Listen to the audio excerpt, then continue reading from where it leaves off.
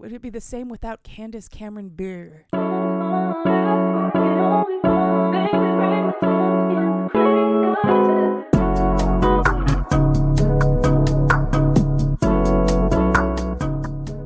Hello and welcome to another episode of Cheap Smut. My name is Katie Mizell. And my name is Carl Mizell. And this is a podcast that's a little bit chilly. How are you today? Low-key sick, between the months of October and April. Yep. Like you said in our friend Discord earlier, it's you got two small kids, one of whom is in kindergarten. You're just going to be low-grade sick for, the entirety of cold and flu season. About 6 months, Yeah. exactly.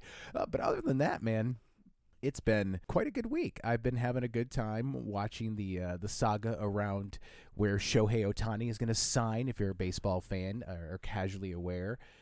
There's been some wild rumors. People were watching a private plane take off from California and land in Toronto. Turns out it's just some rich Canadian dude. It's not even Shohei. They were just watching a plane. It was literally, exactly. People were watching a plane. That's silly. And it was just some rich Canadian dude. That's silly. Oh, goodness. They care so deeply. But other I don't think their caring is silly. I think some of their behavior is silly. Yeah, but it was an otherwise slow week at the winter meetings in Major League Baseball, but that's because everybody's waiting to see what the market is going to be set at. He's obviously the top of the market, so all those other dominoes are going to wait to fall for him. So it was a slow news week. Sure. In baseball world. This dog is being a fucking asshole. Yeah. Probably have to take a break here to crate him. Yeah. Jones, do you want to go in your box? And through the magic of editing, our dog is now in his crate. Yes, he is. Oh, God. How are you? Well, winded now because I had to chase our freaking dog. But, I mean, otherwise, I'm great. I'm finally starting to feel the holiday spirit. I put Christmas up, but I haven't been feeling Christmassy. I'm starting to feel it now. And what else? I went to the store today and bought all the stuff to do 2 more cross-stitch projects because I'm deep into cross-stitching now, and I'm really excited because I just started the new one today, which is great. Yeah, I'm good. Excellent. I'm good, my dude. I always love to hear it. And speaking of the holiday spirit, we are celebrating the Horny Holidays here at Smutco Industries. Yes, we are. And this week we have a real banger. If your response to it throughout the week is any indication. Yeah. What do we have on the agenda for today? This week I read Snow King Catches His Snowflake by A.E. Valdez. And yeah, I know that the conceit of the show is I don't review books. That I love all smut, even the bad stuff. But this is a freaking great book. Like a 9.5 out of 10. The only reason it doesn't get the full 10 is because it's not long enough. I wish there was more, It's so good. So, yeah, I'm very excited. I've been jazzed to tell you this all day. Well, then, let's not delay this any further. All right. So, Snow King Catches His Snowflake by A.E. Valdez is available for $3.99 or through Kindle Unlimited. It's 235 pages long. Our content warnings this week are discussions of death of loved ones and discussions of suicide. Our sex content, we've got dirty talk, praise, specifically good girl. And sensory play. And then for our tropes, we have holiday rom-com, forced proximity, only one bed, and this is a billionaire romance. Uh-oh. Yes. So I put BDBBBF, which is Big Dick Billionaire Book Boyfriend. Big Dick Billionaire Book Boyfriend. That's a trope now. I just invented it. There you go. So yeah, it's basically like if you got a fantastic holiday rom-com movie, all those warm, fuzzy winter romance vibes, and then you added sex. It's great. It's fantastic. Which I can't believe hasn't happened. With the popularity of Hallmark movies, especially the Hallmark holiday movies, I can't believe that somebody hasn't tried to cash in and try and split that lane. Like a softcore porn thing? Yeah, like take all the production. Or like a full-on porn thing? pick a side. Yeah, sure. Either do the old fashioned like Skinemax style, where the angles don't line up. You're like, there's no way he's inside her right now. But like high production value, at maybe B-list, like people you might not know, but who are capable performers. Yep. Like, I can't believe that has not happened yet. And if it has, let us know. Would it be the same without Candace Cameron Bure? And I know she won't do it because she lives for the Lord and is god awful and insufferable. Yeah. Okay, that's enough shitting on our Hallmark darlings. Let's get started on this book, okay? Yes, let's. So let's start with our FMC. Our FMC is named Noelle Frost. All the names, they just add to it. Okay, so her name is Noelle Frost. She is 30 years old, beautiful. She is black. Oh, actually, every single character described in this book is a black person, which means that, in my opinion, A.E. Valdez has written a world exclusively populated by black people. And you cannot change my mind because that shit is fucking banger. So she has big round brown eyes. She changes her hairstyle several times throughout the book, but she always wears long hairstyles or her natural curls. She is charming, incredibly charming, very empathetic, very funny, and she's got ADHD if I ever saw it. If I ever did see this woman has ADHD out the wazoo. So she is, at the start of this book, she is saying goodbye to her ex-boyfriend Malcolm, whom she caught cheating on her, and he is moving out of their apartment that they shared for the last 3 years. You're making something that was probably rather traumatic sound. She's saying goodbye to her ex who cheated on her after 3 years. Yeah. Goodbye. I mean, it wasn't particularly jarring to read. I know. I just. But you're right. The way you very casually mentioned something that was probably traumatic. I mean, seriously, we just slipped right into it in the book too. Yeah, so fair. I mean, like we're just diving right in. She and Malcolm have been together for 3 years. She caught him cheating when he accidentally sent her an address that was meant to go to his side piece. And when she showed up at the restaurant thinking that it was a surprise date, she caught him making out with another woman. Rookie mistake. Fucking gross, dude. So she is keeping the apartment. He is moving out. As soon as he leaves, she goes to work. She works for Malcolm's father. That's how they met. It's very awkward. So as soon as she caught Malcolm cheating, she gave her 2 weeks notice to his dad.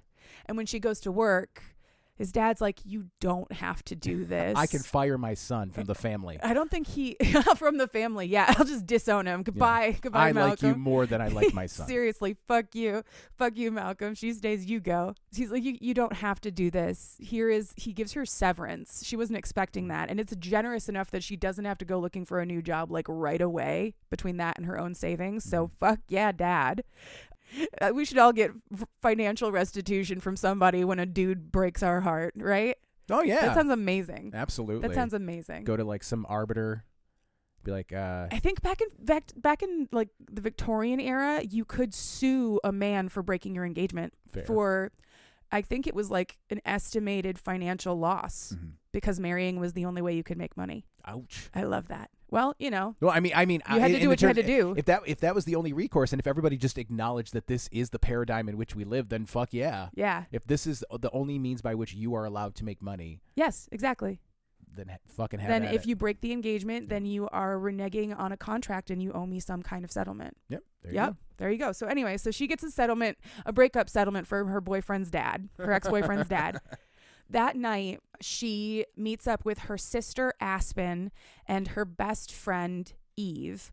They have come over to help her begin her solace, and they decide they're going to go out. They're going to go out dancing. They dress her up in something more revealing than she wants, the whole nine. They're trying to get her back out there. I'm sure there were lots of like, get over a man by getting under another man kind of sentiments happening.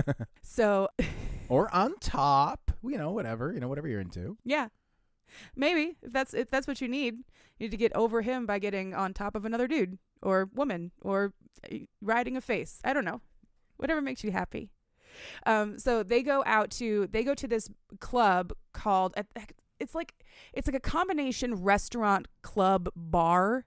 It's called Fireside, and it sounds amazing. So part of it is a bar with a nice restaurant, and part of it is a dance club. So they go there, and while they're there dancing and having a good time, she spots Malcolm across the room while she's getting drinks. And a very good Samaritan happens to notice her having a panic attack and offers to kiss her to make her ex-boyfriend jealous. And she doesn't turn that down. So she makes out with some rando at the bar. I don't know. I don't know if that's the best way to alleviate a panic attack. I don't know if it's the best way, but it is a way that was offered to her, and she took it. Yeah. All right. She seems to be doing fine. I mean, consent was sought and given. Exactly. We're good to go. Yeah. So after that kiss, she goes back to Eve and Aspen and is like, I think it's time for us to go home. So they leave.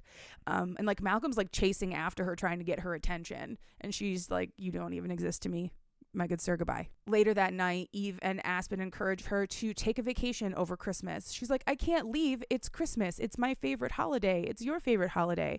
And mom and dad aren't going to be home because their parents are older. They are like traveling the world in their retirement. They're in like Egypt right now. They're not going to be home for Christmas. Yeah. So she doesn't want to leave Aspen alone for Christmas.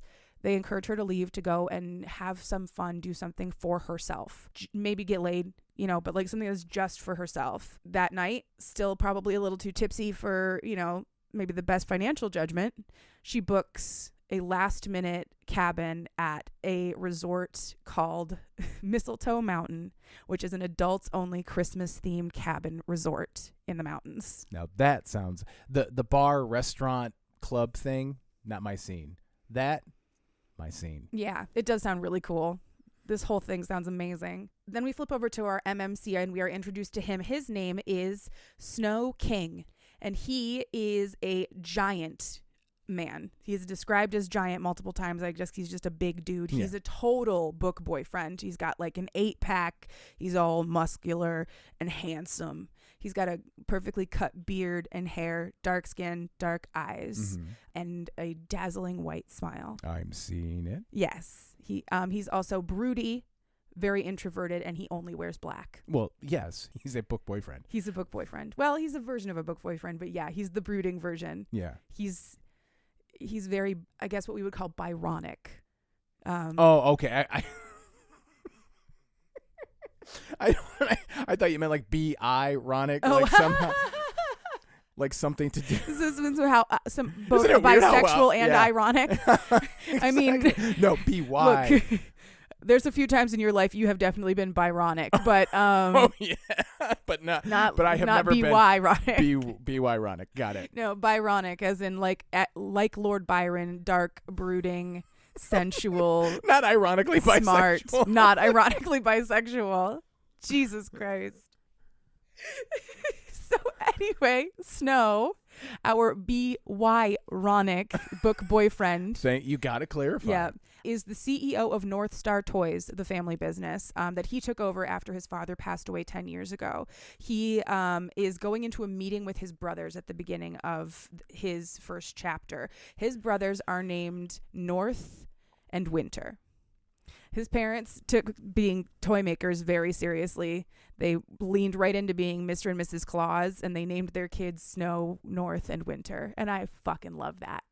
Just go all in. Yeah. I personally, I think that's better than like naming, like having 7 kids and then giving them all the same first initial. Oh yeah, like all Q names or something. Yeah. Yeah. That is weird. That's a little weird. My high school drama teacher, her first name began with a D, and she had like 5 brothers and sisters, and their names all began with D. Yeah. Yeah. It's weird to me. Yeah. See, I would rather have like a theme. Yeah. Than just like, a theme is better. Wait, don't the Duggars have like all J name kids, like 19 J name children? Yeah, just that's fucking wild. A uterus full of alliteration. Oh my God, that poor family, those poor children. Oh God. Okay. Anyway, so going into the meeting with his brothers, they have a fantastic relationship, by the way, and I love all the family scenes in this book are really, really good. They have successfully retrieved all of the shares of North Star Toys from the ether of public trade, and they are no longer public. They've decided to bring it back home and go small. They are family operated, family owned, and they are what's that word for like a business that holds up a community? A pillar of the community. They're a pillar of the community in the town of Hope Valley. So there you go.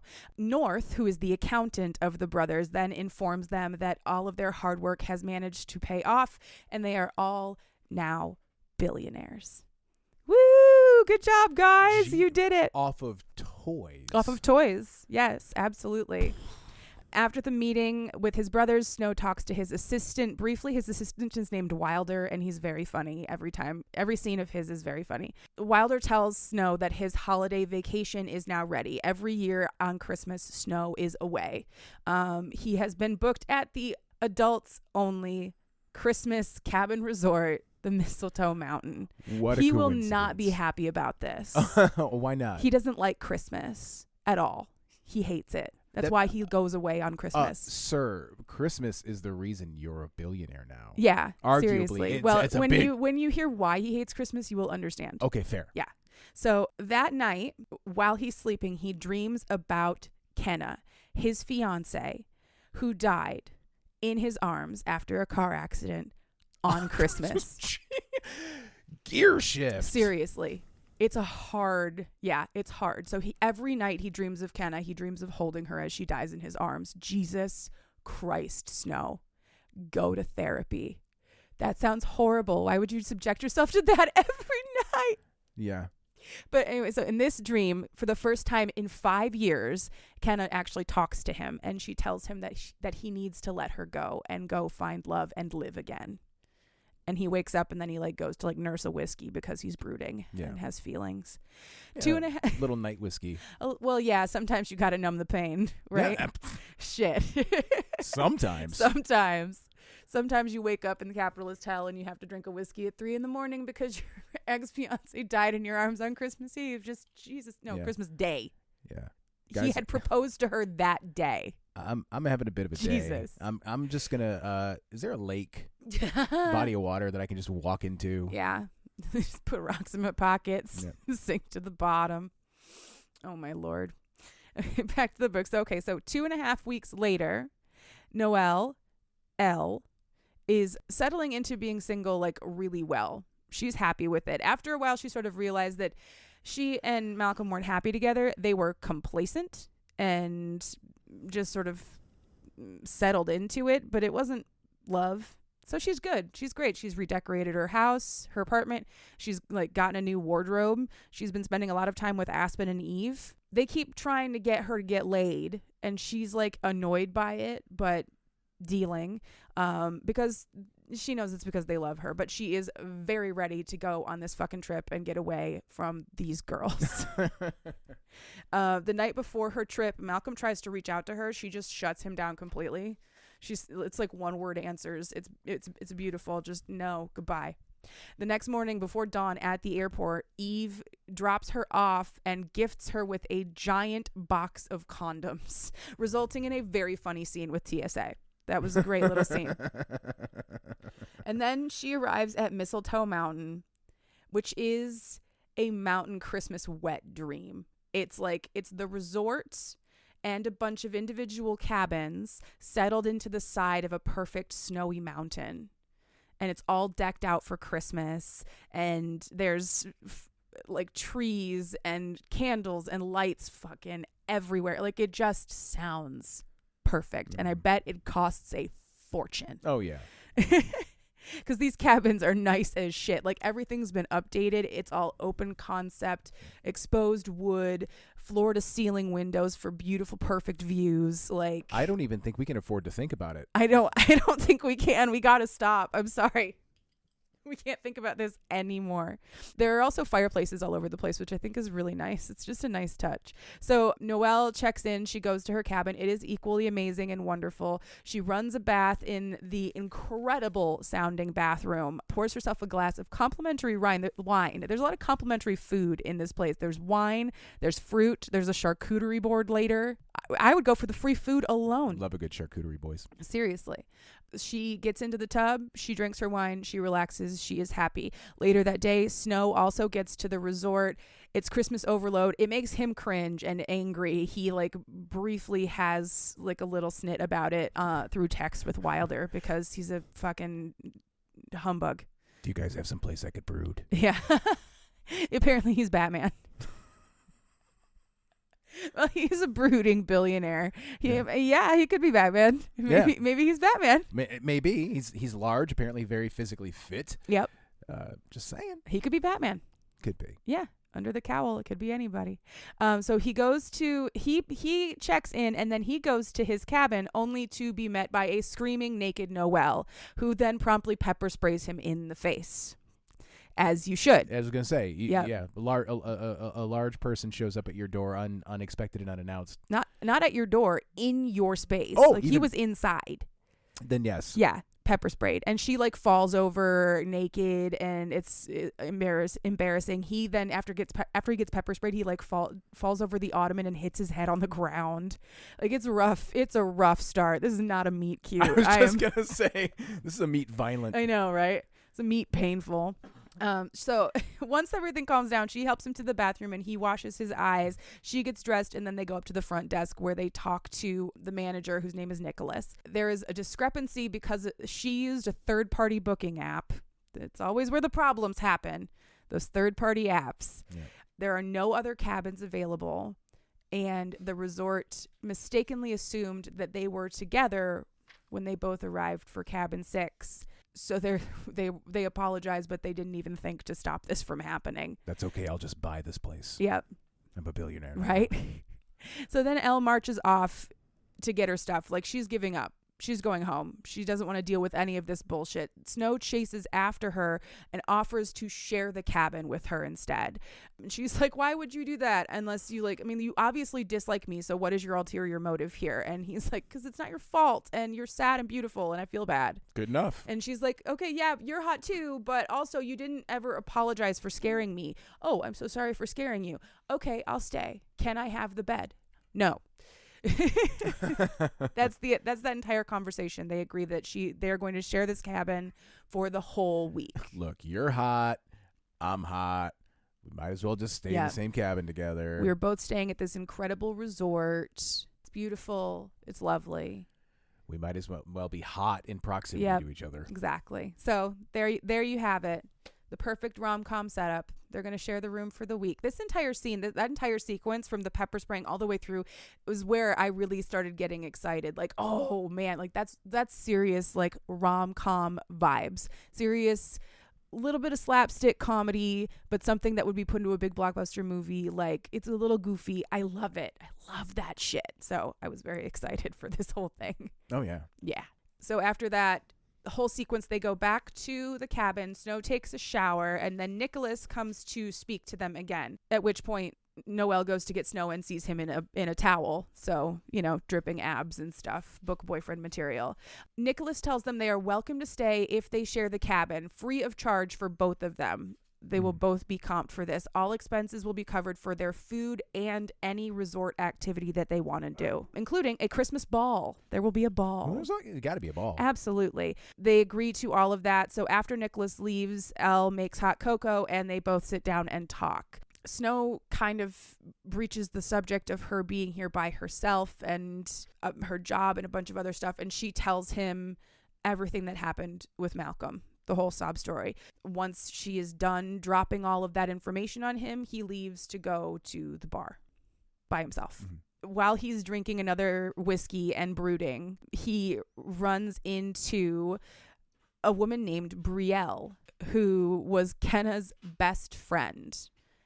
Oh, Jesus. And the only person that he believes loved Kenna more than he did. Is there anybody in their social circle not at this resort? This is a 6-hour flight away from Hope Valley. They're both from Hope Valley, but they don't know each other. Mm-hmm. They are a 6-hour flight away, and they happen to see other parties who are also from Hope Valley. That's wild. I love it. Coincidence? I think so. Yeah. Yes, I do. It's fantastic. Do I care? Yes. Not a lick. Not a jot do I care. So he talks to Brielle. So she gives him gentle shit basically about not wanting to move on from Kenna, and says that Kenna would want him to move on. She's also talking shit about you in heaven. That's what she says. She's like, wherever she is, she's talking shit about you right now for being a sad sack. Oh yeah. So I would expect that from you if you you departed, Yeah, from wherever I was, I'd be like, oh my God, you mopey fuck. Yeah. Jesus Christ. I'm dead. Go. Yeah, right? Right? Go. Not him. He's a fucking asshole. Or whatever. So he and Brielle have a chat, and she tells him to bring Noelle to dinner tomorrow night at 6. That gives him major anxiety, but she's like, she's staying in your room. You can't very well leave and not invite her. Just invite her. Jesus Christ. Right. Just stay here, I guess. Yeah. He goes back to the cabin, and he tells Noelle about Kenna, including the dream that he had. So he lays it all out on the table for her. They eat snacks, they drink wine, and they chat on the couch. And then the next morning, Snow wakes up with her head like on his thigh. They fell asleep chatting on the couch together. He goes to take a shower and takes a call from his mom, who's just checking in, but he has a really lovely relationship with his mom, whose name is Carol. Her name is Carol King. Oh, perfect. Yes, I love it. A couple hours later, they both have gotten ready and they head out to go get breakfast. After breakfast, they rent a snowmobile and they go up to a reindeer farm nearby to feed the reindeer. That sounds like so much fun. I would love to feed little pellets to some reindeer. Can I tell you a terrible story about a reindeer? Sure. There used to be a reindeer farm when I was doing lawn care years ago out in Davison. And one of my lawns bumped up against a reindeer farm. And one time I saw one walking around with a prolapsed anus. Oh, gross. Yeah. Jesus Christ. So somebody called Dr. Pole. I mean, No, we actually called Dr. Dunkel. Dr. Dunkel. Yeah. He's great. Yeah, Dr. Dunkel. He took care of a few of our pets. Yeah. Yeah. So they have a very adorable day at the reindeer farm. It's super cute. They take pictures. No prolapsed anuses. No prolapsed anuses, not a one. Every reindeer is pristine and they don't even smell bad. They've all been groomed. They shit candy canes. No, they don't shit. They tried to make, they're genetically bred. They don't shit. They tried to make them shit candy canes. They couldn't do it. So instead they said, shut it all down. Get it out. It's extra parts. We don't need them. No, they don't shit. They're beautiful, perfect reindeer, and they don't shit. So, yeah, Jesus. They fart. It smells like pine trees. Fucking hell. So that night, Snow asks Elle to go to dinner with him and Brielle and Ezra. And she's like, okay, sounds great. And he's like, you don't think it's weird that she's my dead fiance's best friend? And Noelle's like, no. Why? You need to chill out, dude. You need to calm down. It'd be weirder if she had no friends. Yeah, seriously. So they go to dinner. It's a wonderful time. This scene was awesome. It is a skill. It is a skill to write a charming and engaging conversation with 4 different people. Oh, yeah. That is funny and informative. Yeah. A.E. Valdez fucking delivers on that. Think about how many books you've read. How many fiction books, really? I mean, generally speaking, I mean, you're not going to see a lot of conversations in nonfiction, but how many conversations you've read in a book of fiction where there was more than 2 characters having a conversation? Oh, yeah. It gets so much harder if you add a 3rd character. Yeah. Half the time they just don't. Yeah. Everybody's hanging out in two-person scenes. Yep. But like I said, not A.E. Valdez. She knows what's up, and she is very good at her job. So I loved this entire scene. This is where they discovered that they are all from Hope Valley. And this is also where Noelle learns that Brielle and Ezra own Fireside, that super cool bar club place. Jeez. From earlier. Yes, I know. It's all connected. Charlie Day and the red string and the cigarette and everything. I'm gonna take that meme, but I'm gonna put A.E. Valdez's face on it, and then the characters in the background. Absolutely. Yes.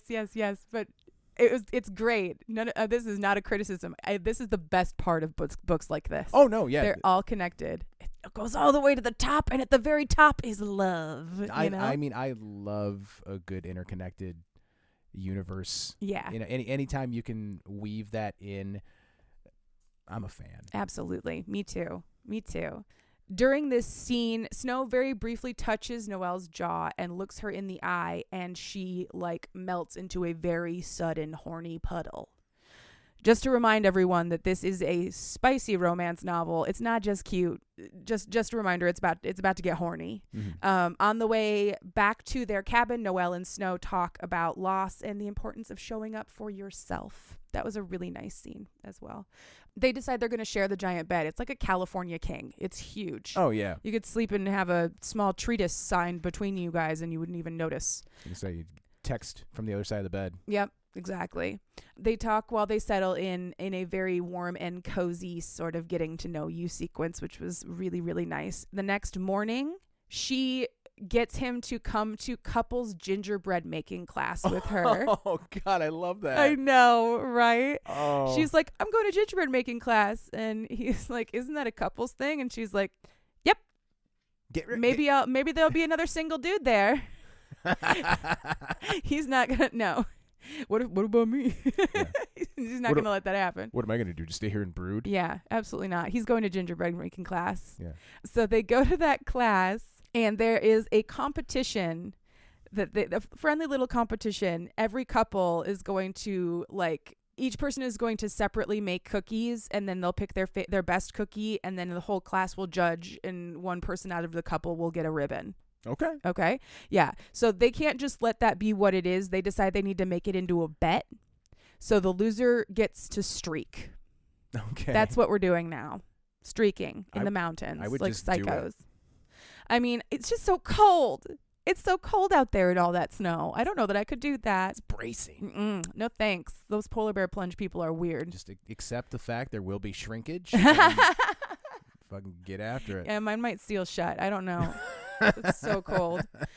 So again, this scene is excellent. It was very sweet and flirtatious and fun. So they turn their backs to each other to make their cookies. Elle manages to make one semi-decent reindeer cookie. And then she turns around to see Snow's cookies are all fucking perfect. Mm. Like incredibly detailed, iced to perfection, gorgeous.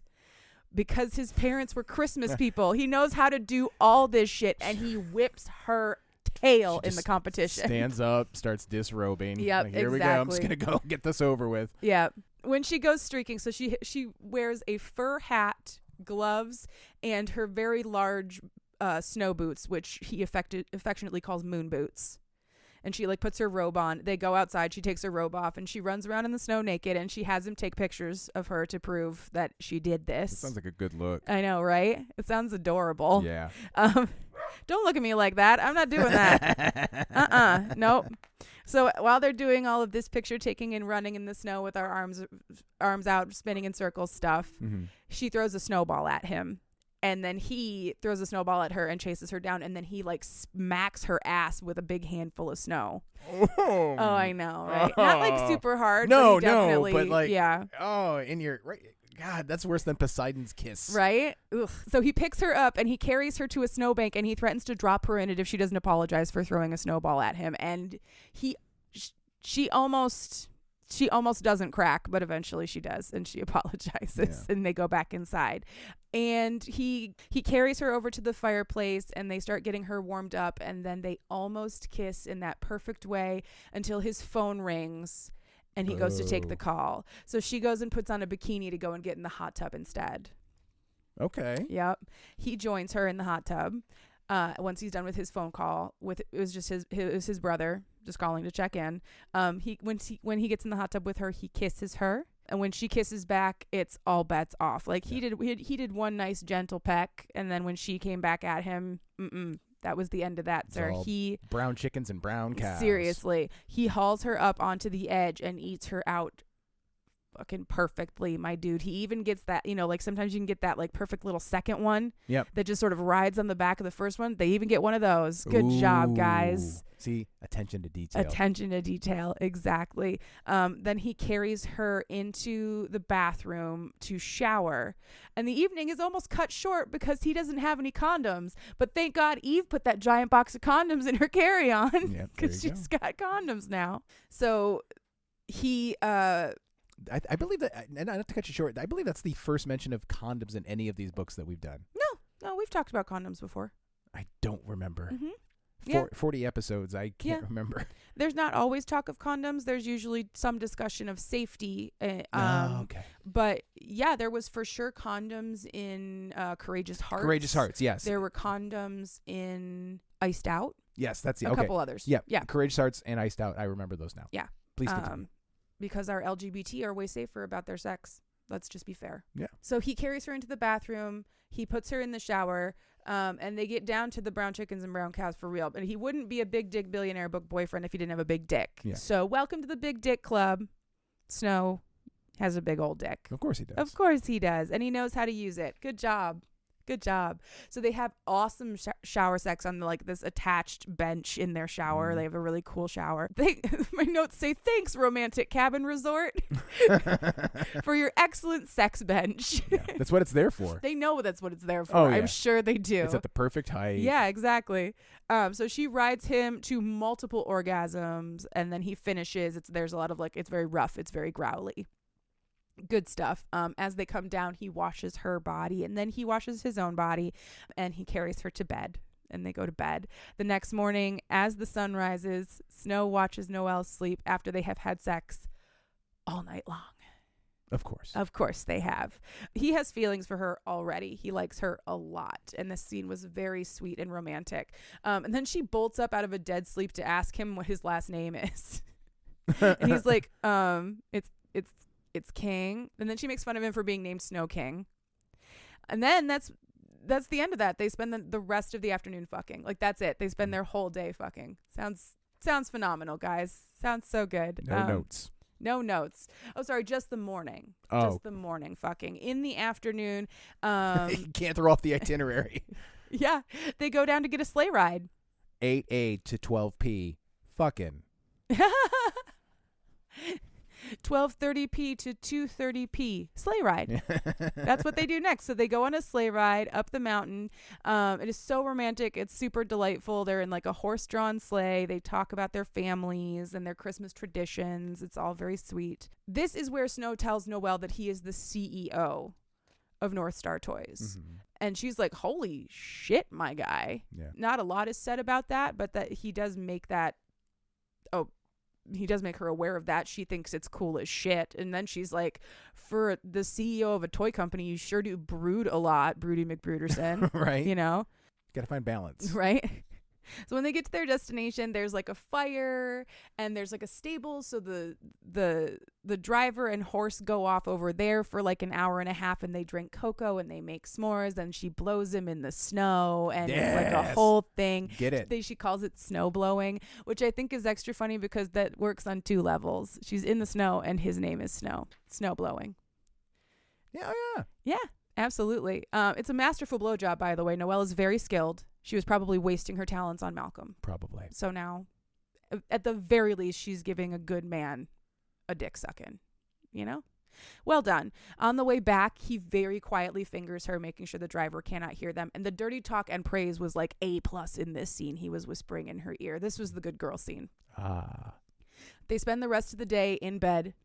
So I guess there was a brief break to have sex by a fire. And then they went back to having more sex in bed. There you go. What a way to spend a day. What a way. I can think of nothing better.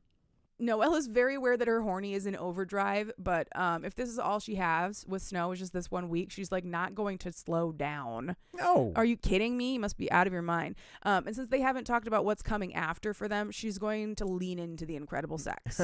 Probably each other yeah, more. Exactly. For real. If I had to guess. The next day, they separate for a little while. Each of them has a conversation with a loved one. So Noelle has the group chat with the girls.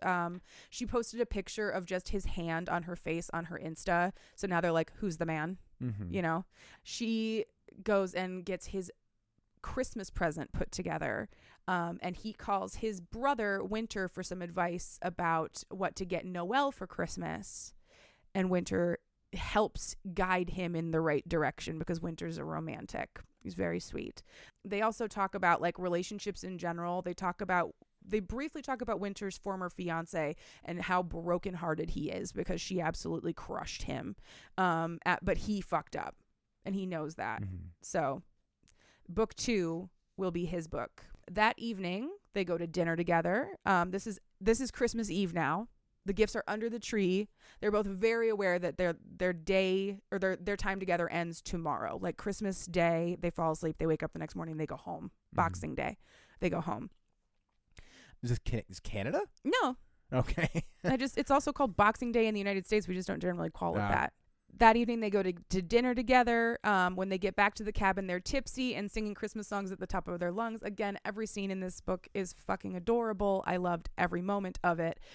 When they get back to the cabin, Snow gives her satin pajamas that he bought for her, and he has a matching pair for himself, and they take pictures by the tree. Mr. I Don't Like Christmas is like, I bought us matching satin Jim Jams. It's time to take some pics by that tree, girl. He is down for it now. I love it. I love it. Christmas morning, they do their gift exchange. So Noelle got Snow 10 photographs from their time together. Some of them are sweet and some of them are naughty. Ooh, yeah. And she put them all in frames that she bought from a gift shop nearby. And Snow got Noelle a gold necklace with a snowflake and reindeer charm on them. They are all real stones because he is rich. Yeah. Then they have sex by the tree. Yeah. Super nice. A lot of this sex is not like full scene, but we are told they fucked again. And it was probably just as incredible. I'd be surprised if it weren't. Yep. Then they get the call that the Christmas ball is being canceled. How unfortunate. There is a burst pipe. The Christmas ball is not going to happen. Noelle is disappointed by that, though, so Snow arranges a very nice dinner in their cabin so that she can still get all dressed up, and they have their own personal little ball. At dinner that night, she's all glitzed and glammed up. He's wearing a really nice suit. They talk about continuing their relationship back in Hope Valley, and Snow tells Noelle that she's it for him now. It's so sweet. It's very nice. I loved it. Then they have standing sex. I forgot about that part. So he carries her out into the woods so that he can show her the northern lights. And then they fuck right there in that clearing, standing up in the middle of the woods. I was like, holy damn, guy. She never even touched the ground. She was wearing heels. He wasn't going to let her touch the ground. Jesus. What a fucking workout, man. She must be small. Or he's a very large. Extremely large. Yeah. Merry Christmas to all. They fuck in the snow. The next morning, he invites her to fly home with him on his private jet. Yeah, I think I'll skip flying coach. For that. Yeah. Right? I'll eat that ticket. Yeah. They enjoy their flight. They have a nap. They set up an Instagram for Snow and a TikTok. Like, he's just not on social media. And when he's putting pictures onto his Instagram, she catches a glimpse of a guy and she's like, holy fuck, that's the dude I made out with at a bar because my ex was across the room. It's Winter, her brother, his brother. And he's like, he's not mad about it, but he is jealous. Like, she told him immediately she wasn't going to hide it from him. Well, yeah. And he's a little like, I don't know if I like that so much, but he's not mad about it. You know, hey, she also said, like, it didn't do it for me. It was fine. But also, guess what? I didn't even know who the fuck you were. Yeah. So nothing about that matters at all. Like, I understand it might be like slightly awkward to find out that you made out with his brother, but like, it's not that bad. Oh, it's definitely awkward, but it could have been worse. Yeah. It's not like you blew him or anything beyond that. Even, which again, fine, but definitely awkward. Yeah, definitely. There's some lines that are really hard to cross. You know what I'm saying? Yeah. Anyway, so once they land, first they go to Noelle's apartment so she can get changed, and then they go to his house for dinner. At his house, they go to the library. He has a full-on library. Not like a big one, but he has a library. And he shows her his signed Lord of the Rings books. He's a nerd. But I love that. And I also love that it's the second time that we will have talked about signed copies of Lord of the Rings in somebody's private library, because we also talked about that in The Vampire in the Bookstore. I was gonna say, this is a real book boyfriend. Seriously, book boyfriend. Yeah, there's too many B's. 4. It's too many. Yeah. So then he lays her back on the reading couch, blindfolds her, and makes her come with a feather. That shit was wild. It was super hot. That was a sensory play scene, but that was wild. It was like, you made her come with a feather. The dedication, like most dudes wouldn't even think of it, let alone be able to execute. But Snow has this down. I wouldn't even know where to begin, and I don't know. I don't know. I think that's one of the few things you can't learn how to do on YouTube. There's no like YouTube dad. It's just like, hey son. Yeah. All right. So today we're going to talk about nipple stimulation. You need a turkey feather. Blue jays, robins, shit like that. Too small. You need a big fucking turkey feather. Peacock feathers don't have the rigidity. It's gotta be. You need some stiffness in there. You gotta be able to flick it. Fuck. Don't use the pointy end. No. Why would you use the pointy end? Come on. We're moving you back down. You're not ready for the advanced class. Go back to second base. Oh my God. Yeah. You're not ready. Back to over the pants hand stuff. Over the hands pants stuff. Sorry. Is that how I said it? No. Okay. Because you said over the hands pants stuff. Yes, I did. I love it. Because I love the phrase over the hands pants stuff. It's ridiculous and absurd. Yeah. Yeah.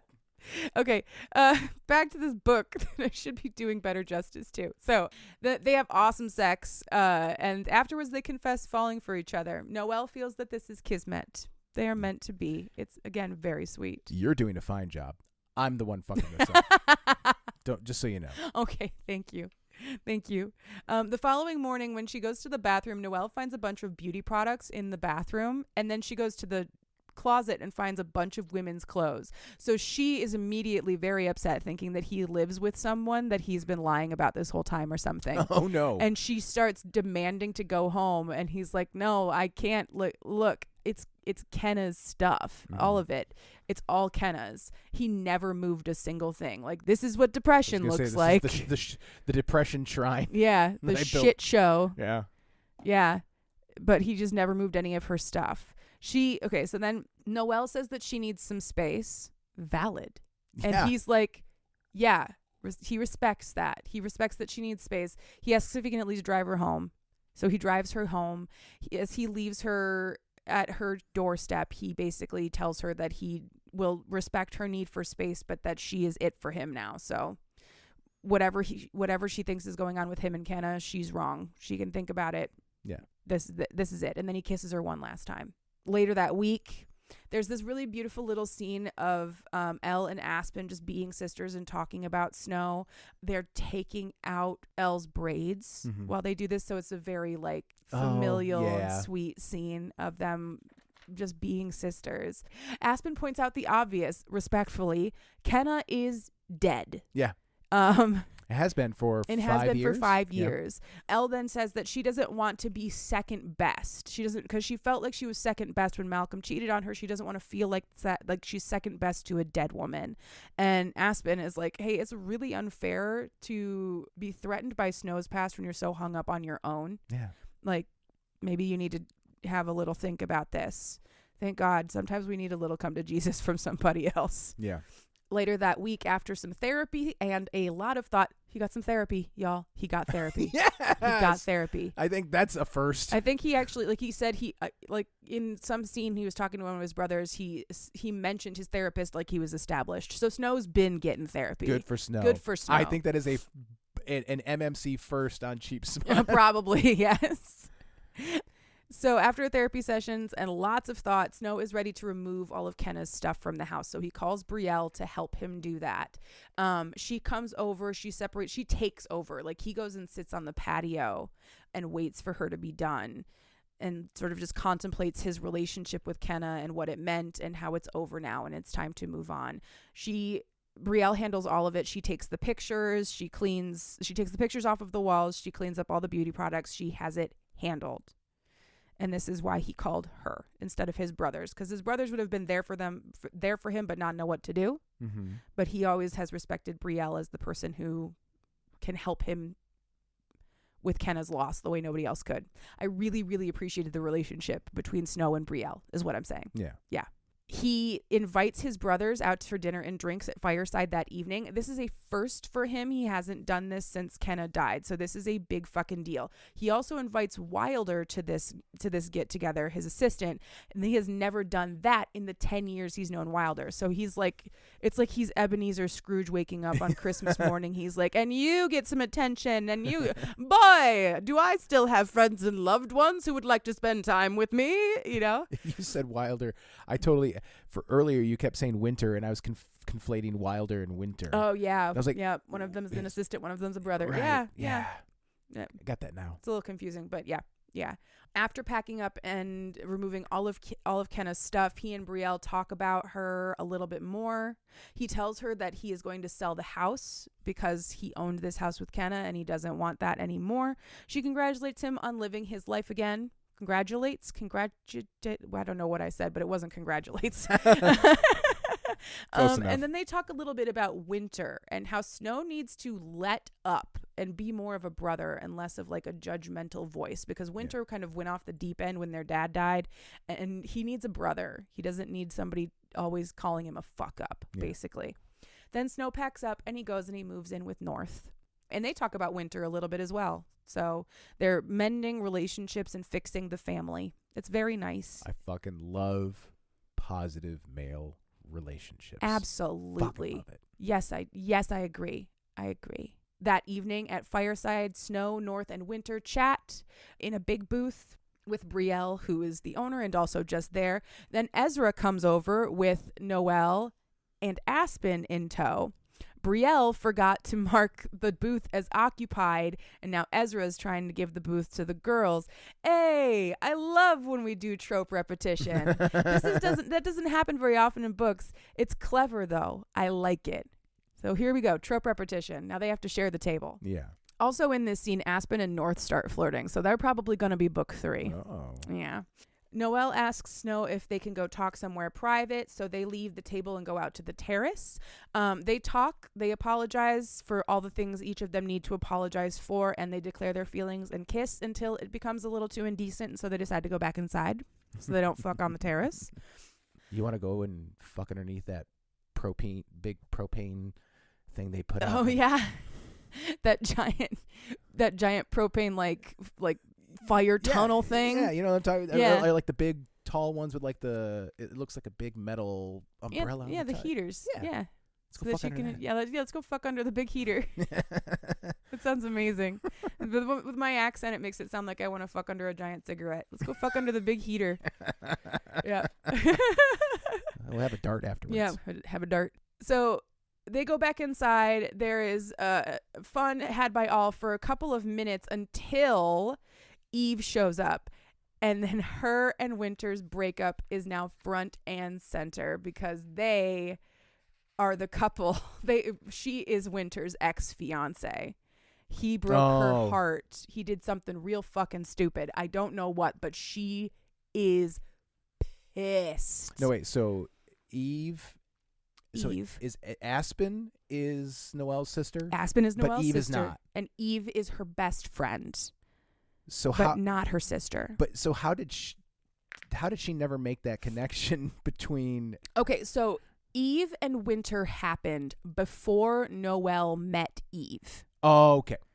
Thank you. So she doesn't know she knows that something really bad happened in Eve's romantic past, but that's it. Good. I like that attention to detail. Yes. There we go. Oh, you think A.E. Valdez would let something slide? This book is tight, my guy. She would never. No, she never. No, she never. No, you never. So I thought it was going to come to blows. I thought Eve was going to kick him right in the dick. She was so fucking pissed, but eventually she was dick kicking hot. Just seriously, but eventually Noelle and Aspen drag her away to go, and we are establishing big emotional stakes for book 2. Yeah. Big. So eventually Eve calms down and agrees to behave, and they go and they all have a really fun night together. They have built themselves a fantastic little found family, and they're all going to get together as well. So this is like the perfect. It's so good. It's so good. I love it.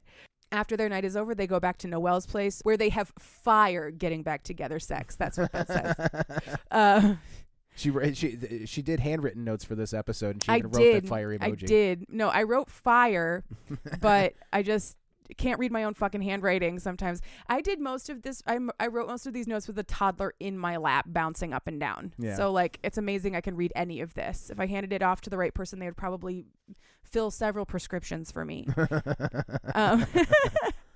So they have this incredible, fantastic sex. This scene was like really extra good somehow, I guess. I was really invested in the story, so the getting back together sex was really good. Snow tells Noelle all about removing Kenna, selling the house, being ready to move on. He does clarify that he did all of this for himself, but his feelings for her are what kicked his heart in his ass, like to get him going on all of that. The fucking healthiness in these people. I know, right? The fucking emotional health. Seriously. I love that. That's emulate these people. That's my favorite part of this book so far, is how emotionally healthy these people are. Emotionally healthy, open communication, kindness, acceptance, and warmth. It's like, if we all could just act like A.E. Valdez's characters, we wouldn't have these fucking problems. You know what I'm saying? And see what happens when you do all these things? You get horny and you fuck. Exactly. But you enjoy the horny holidays as they should be. Yeah. But no, you're out here doing all sorts of dumb shit. You just listen to A.E. Valdez. She knows what to do. But no, you think you're better than her. Pfft, you're not.